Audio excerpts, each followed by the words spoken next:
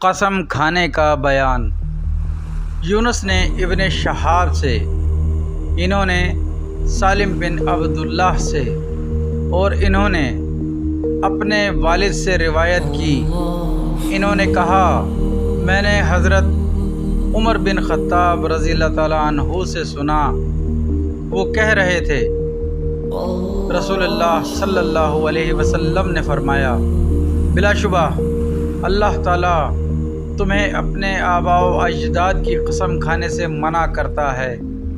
حضرت عمر رضی اللہ عنہ نے کہا، اللہ کی قسم، جب سے میں نے رسول اللہ صلی اللہ علیہ وسلم سے سنا ہے کہ آپ نے اس سے منع فرمایا ہے، میں نے نہ اپنی طرف سے نہ کسی کی پیروی کرتے ہوئے کبھی ان آباء و اجداد کی قسم کھائی۔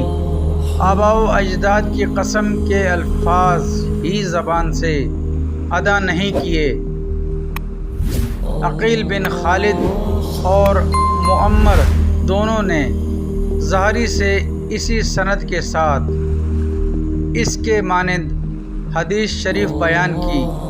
البتہ عقیل کی حدیث میں ہے، میں نے جب سے رسول اللہ صلی اللہ علیہ وسلم کو اس سے منع کرتے ہوئے سنا، نہ ان کی قسم کھائی اور نہ ایسی قسم کے الفاظ بولے۔ انہوں نے نہ اپنی طرف سے نہ کسی کی پیروی کرتے ہوئے کے الفاظ نہیں کہے۔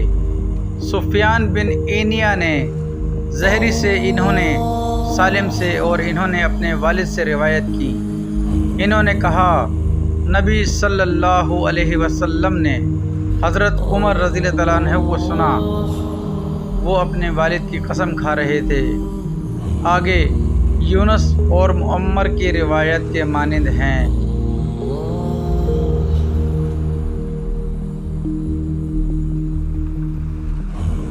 لیث نے نافع سے، انہوں نے حضرت عبداللہ رضی اللہ تعالیٰ عنہ، اور انہوں نے رسول اللہ صلی اللہ علیہ وسلم سے روایت کی کہ آپ صلی اللہ علیہ وسلم نے عمر بن خطاب رضی اللہ تعالیٰ عنہ کو ایک قافلے میں پایا، اور عمر رضی اللہ تعالیٰ عنہ اپنے والد کی قسم کھا رہے تھے، تو رسول اللہ صلی اللہ علیہ وسلم نے انہیں پکار کر فرمایا، سن رکھو، بلا شبہ اللہ تمہیں منع کرتا ہے کہ تم اپنے آباء و اجداد کی قسم کھاؤ۔ جس نے قسم کھانی ہے وہ اللہ کی قسم کھائے یا خاموش رہے۔ یہ حدیث مبارکہ صحیح مسلم شریف حدیث نمبر 4254 تا 4257 تک درج ہے۔